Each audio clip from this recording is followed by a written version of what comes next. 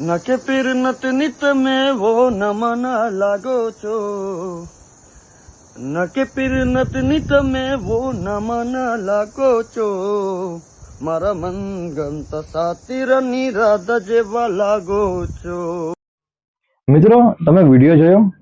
આ ભાઈ કેટલું સરસ ગાય છે. આ તો આપણા ગુજરાતી કલાકારોને પણ ટક્કર આપે ને એવું ગાય છે. મિત્રો, આનું નામ છે જેમ્સ. આ અરુણાચલ પ્રદેશમાં રહે છે.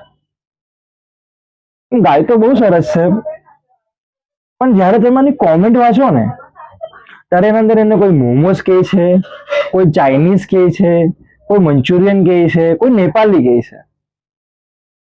અને મિત્રો, મેં તમને જણાવી દઉં કે જે અરુણાચલ પ્રદેશ છે ને એ પણ આજે ભારતનો જ ભાગ છે.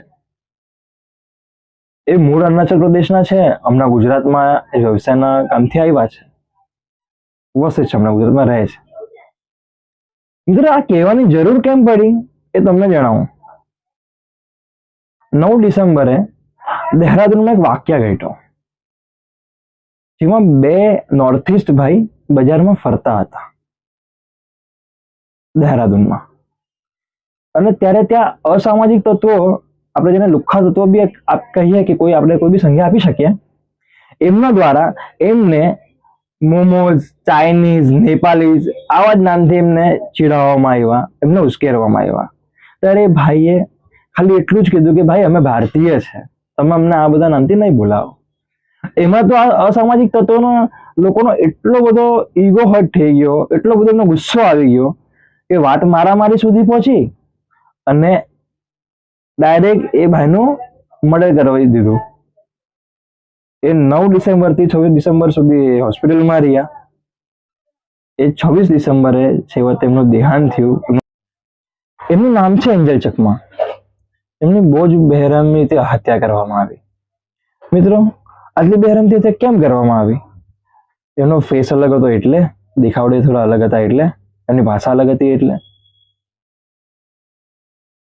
મિત્રો, જ્યારે આપણા આજુબાજુના દેશ બાંગ્લાદેશ અને પાકિસ્તાનમાં જ્યારે એક ધર્મ વિશેષના વ્યક્તિને મારી નાખવામાં આવે ત્યારે તો આ દેશમાં કેટલી બધી લહેરો ઉભરી આવે છે.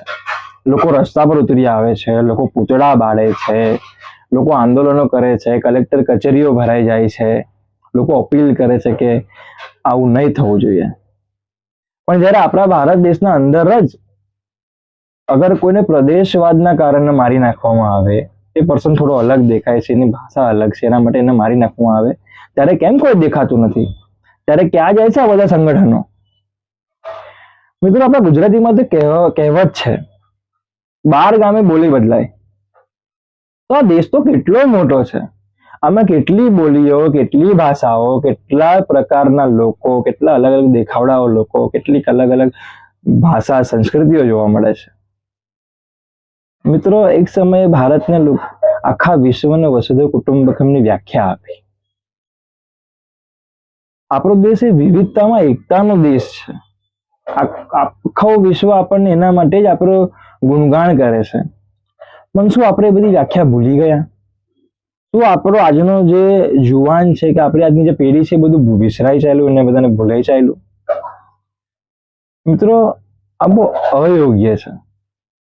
આજે આપણો આ દેશ જે છે એનામાં આટલી બધી અલગ અલગ લોકો રહે છે, તો પણ આપણા દેશમાં આજે આપણે ભારતીય તરીકે આપણે રહેવું જોઈએ. આપણું મૂળ જે છે, આપણું મૂળ શું રહેવું જોઈએ? આપણે ભારતીય છે. તો વધારે તો હું કંઈ બોલીશ નહીં, પણ આના સાથે એક જ વાત કહેવા માંગીશ કે મિત્રો, આપણે જાતિવાદ, ભાષાવાદ, ધર્મવાદ કે પ્રાંતવાદ કે પ્રદેશવાદ એમાં આપણે બહાર નીકળીએ. આપણે મૂળ મંત્ર આપણો ભારતીય છે, આપણે ભારતીય છે, હું ભારતીય છું, આ વિચારધારા લઈને આગળ વધીએ.